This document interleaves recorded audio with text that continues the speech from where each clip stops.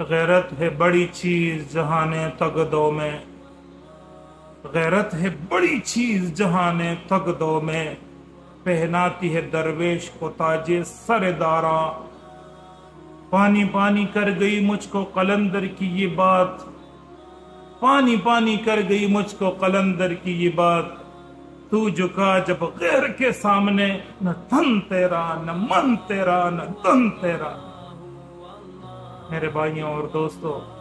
جیسا کہ آپ سب کو معلوم ہے کہ عید والے دن سویڈن میں ایک دل خراش واقعہ پیش آیا، قرآن کی بے حرمتی کی گئی، مسلمانوں کے دل آزاری کی گئی، مسلمانوں کے دل خون کے آنسو رو رہا ہے۔ اس موقع پہ میرے لیے کیا حکم ہے، میں کیا کروں، آپ کیا کرے، کیا کرے کیا نہ کرے؟ ابو سعید خدری رضی اللہ تعالیٰ عنہ کی روایت میں ہے، سمعت رسول اللہ صلی اللہ تبارک و تعالی علیہ وسلم یقول، کہ رسول اللہ صلی اللہ علیہ وسلم نے فرمایا، من رأى منکرا فلیغیر بیدہ فإن لم یستطع بلسانہ فإن لم یستطع بقلبہ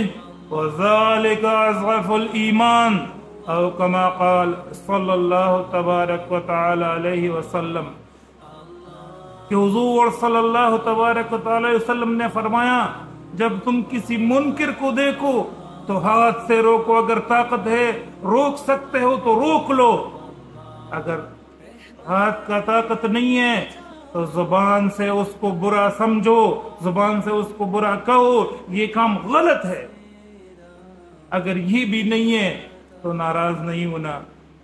دل میں برا سمجھو، اور یہ ایمان کا آخری درجہ ہے، اس کے بعد ایمان کوئی نہیں ہے، اس کے بعد ایمان کوئی نہیں۔ اگر دل میں تم برائی کو برائی نہیں کہہ سکتے تو ایمان کوئی نہیں ہے۔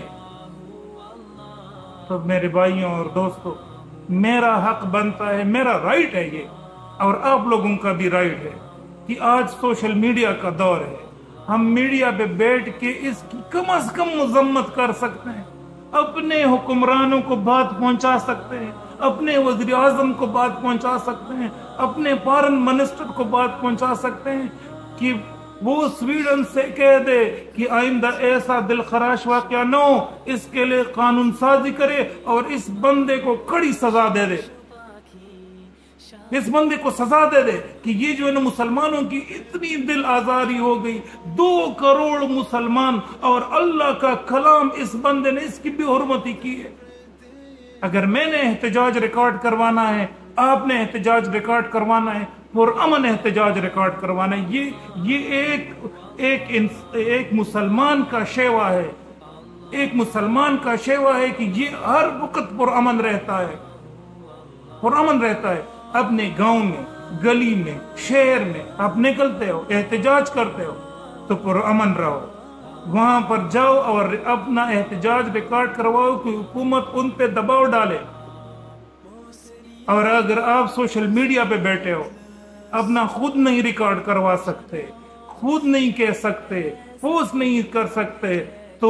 یہ ویڈیو شیئر کر دو، یہ پہنچا دو، وزیر اعظم کو پہنچاؤ، فارن منسٹر کو پہنچاؤ، کہ ان کو بتائیں کہ مسلمانوں کی دل آزاری بند کر دے، مسلمان آئے ہائے کیا کہوں، وہ ویڈیو جب میں نے دیکھی تو میرا تو دل رو رہا ہے، اللہ کا کلام کو ایسے کر رہا ہے۔ تو میرے بھائیوں اور دوستو، یہاں پر اللہ کی لاٹھی بے آواز ہے، اِنَّا نَحْنُ نَزَّلْنَا الذِّكْرَ وَإِنَّ لَهُ لَحَافِظُونَ، اللہ نے اس کی حفاظت کا ذمہ خود لیا ہوا ہے، خود لیا ہوا ہے، قرآن کریم فرقان مجید کا خود لیا ہوا ہے۔